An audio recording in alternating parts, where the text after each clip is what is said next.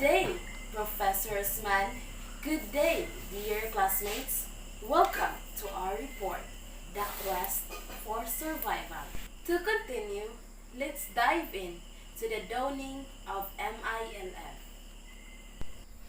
Before we proceed to the discussion, let us first unlock the difficult words. First, dawning is to develop, to begin a new era. Ideological issues describes issues in political, cultural, or religious beliefs. Rift, break apart, or separated through faulting. Breaking point, the point at which a situation becomes critical. Are you ready now to dig in? Very good.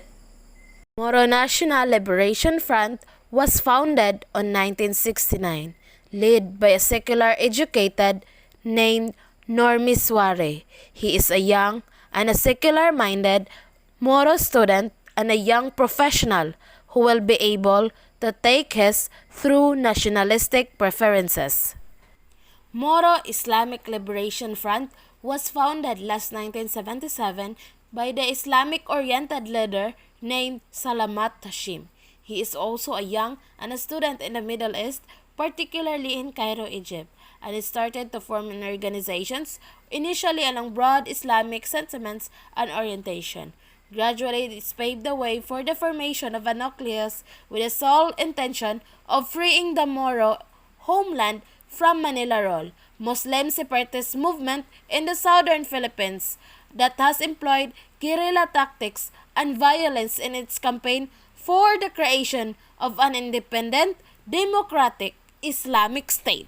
In 1962, Salamat Hashim taking up various Islamic-related courses antedated their counterparts in Manila by several years. He gives his credence to the assertion that they were the first to conceive the idea of organizing a liberation organization which later emerged as the Moro National Liberation Front. Binigyan sila ng kalayaan na maaring hindi nila ito tinatawag na Moro National Liberation Front. Higit pa kung isaalang-alang ang kanilang relihiyon.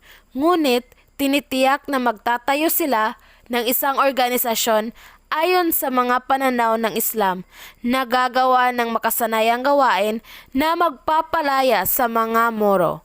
Ang organisado at sopistikadong puwersang militar ng MNLF na kilala bilang Bangsa Moro Army ay mayroong 30,000 mandirigma sa panahon ng pinakamalakas nitong lakas noong 1970s. In the early years of the struggle, Normi Suare and Salamat Hashim were one and worked together as closely as possible. They were comfortable with each other.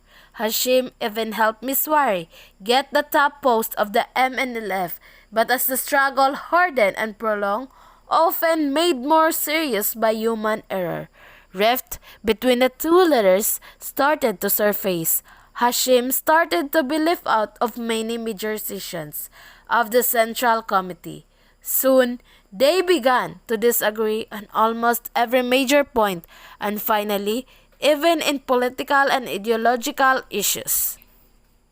The breaking point came on September 21, 1977, right after the collapse of GRP MNLF talks in Manila, when 57 leading officers of the Cotabato Revolutionary Committee signed a petition addressed to the Organization of the Islamic Conference and the Muslim World League, calling the oister of Normi Suare as the chairman of the MNLF and instead recognizing Salamat Hashim as the new chair. Among the signatories were Al-Hajj Murad, Ghazali Jaafar, Amilel Malagyok, Muhagher Iqbal, Abu Khalil Yahya, Khalifa Nando, Muslimin Sema, Ibrahim Sema, Kabilan Sema, Boy Hasem, Adan Abdulad, Nor Miranda, Daod Taayuan, Tani Malagyok, and all of the Cotabato.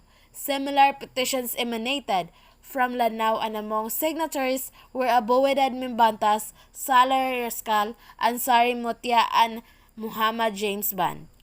Are you still listening? Now, let's proceed. In December 1977, several follow-up petitions were forwarded to the OIC and MWL from Cotabato, Lanao, Zamboanga del Sur, Davao, and other areas. Consequently, on December 26, 1977, Salamat Hashim were acquiescing to the popular clamor of the leaders in the failed executive, the instrument of takeover. The one that I mentioned earlier about guerrilla or guerrilla tactics. It is the member of an irregular military force fighting small-scale, limited actions in concert with an overall political military strategy against conventional military forces.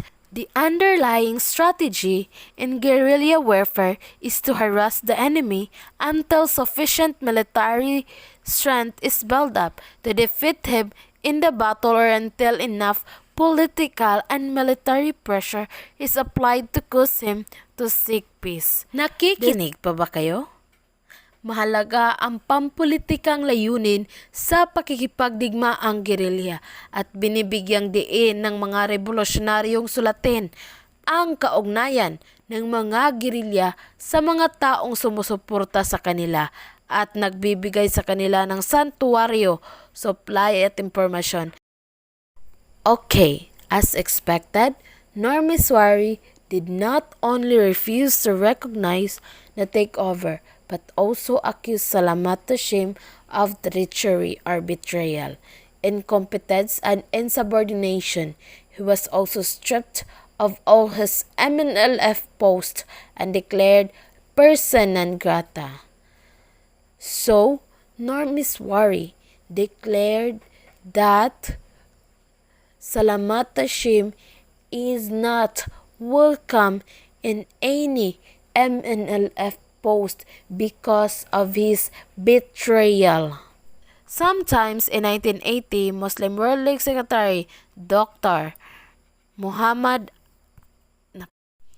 Sometimes, in 1980, Muslim World League Secretary General Dr. Muhammad Ali Harakan invited Normiswari and Salamat Hashim and their assistants to a dialogue. He personally decided over the conference. The aims of the meeting were threefold. First, to forget and forgive all their differences. Second, to set up a common platform and program. And third, lastly, to form a collective leadership through a formation of a higher political committee chairman. Hashim acceded to this arrangement of the Muslim world, while Miswari refused to accept some of the aspects of the deal. March 1984, after the due and exhaustive consultation and in-depth analysis, the Central Committee of the new MNLF leadership in a plenary session officially declared itself a separate organized called the Moro Islamic Liberation Front. While there were other important reasons, the most compelling was the need to emphasize the Islamic orientation of the group as contrasted to the secular nationalist line pursued by the MNLF. Islam thus become the official ideology of the MILF, which would give all its affairs and activities. Thank you for listening to my report. Questions will be entertained after the last reporter. Before I end, let me leave you with a quote. Sometimes we think our lives are as dark like a twilight, but God wakes us up at the breaking